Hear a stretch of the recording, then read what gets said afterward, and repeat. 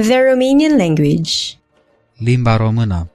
The Universal Declaration of Human Rights. Toate ființele umane se nasc libere și egale, în demnitate și în drepturi. Ele sunt înzestrate cu rațiune și conștiință și trebuie să se comporte unele față de altele în spiritul fraternității. Numbers. 1, 2, 3, 4, 5, 6, 7, 8, 9, 10. Greetings and phrases. Bună! La revedere! Bună dimineața! Bună ziua! Bună seara! Da! Nu! Vă rog! Mulțumesc! Mulțumesc foarte mult! Scuzați! Stânga! Dreapta! Vocabulary. Roșu, verde, galben, portocaliu, bleu marin, bleu, maro, violet, alb, roz, negru, gri, telefon, chei, pat, casă, baie, duș. Unde sunt geamantanele?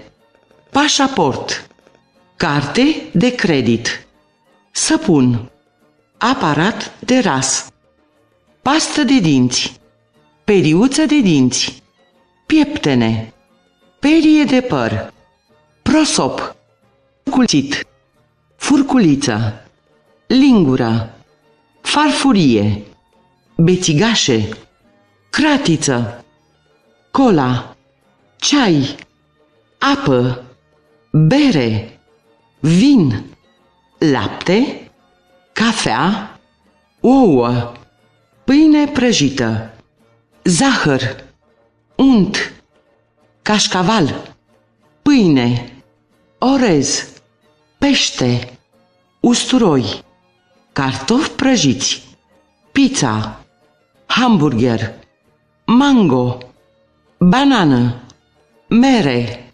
pere, căpșuni, grapefruit, lămâie, portocală, smeură, struguri, prună, roșii, porumb, morcov, ceapă, castravete, cartofi, ciuperci, cap, obraz, gât, păr, ureche, ochi, nas, gură, genunchi, cot, gleznă, picior, laba piciorului, degetul mare, deget, încheietura mâinii, braț, mână.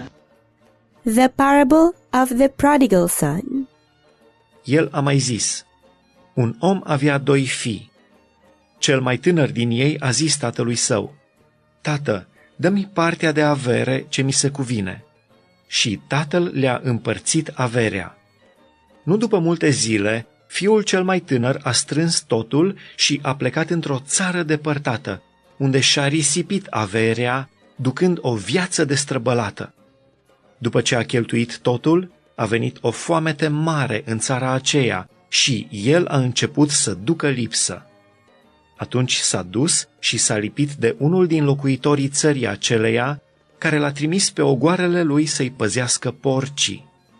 Mult ar fi dorit el să se sature cu roșcovele pe care le mâncau porcii, dar nu îi le da nimeni. Și-a venit în fire și a zis: Câți argați ai tatălui meu au belșug de pâine, iar eu mor de foame aici.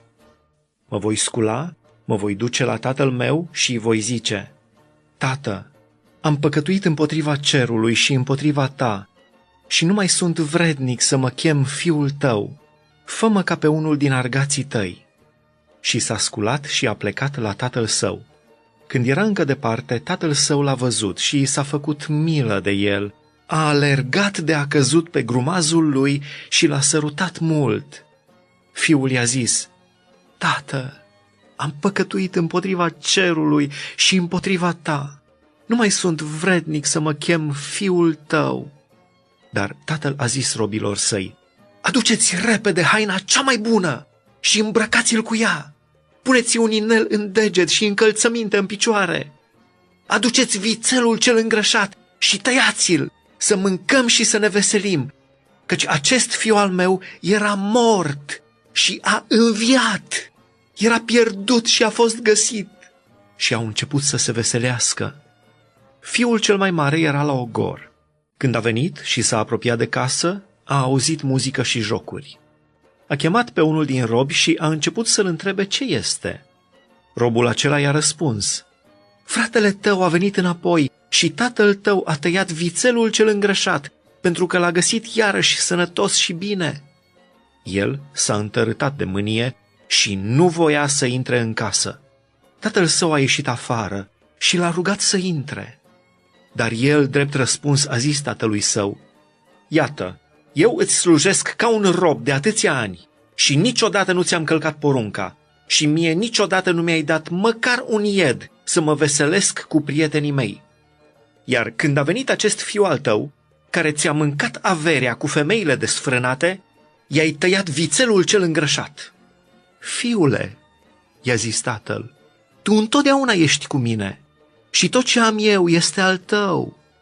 Dar trebuia să ne veselim și să ne bucurăm, pentru că acest frate al tău era mort și a înviat, era pierdut și a fost găsit.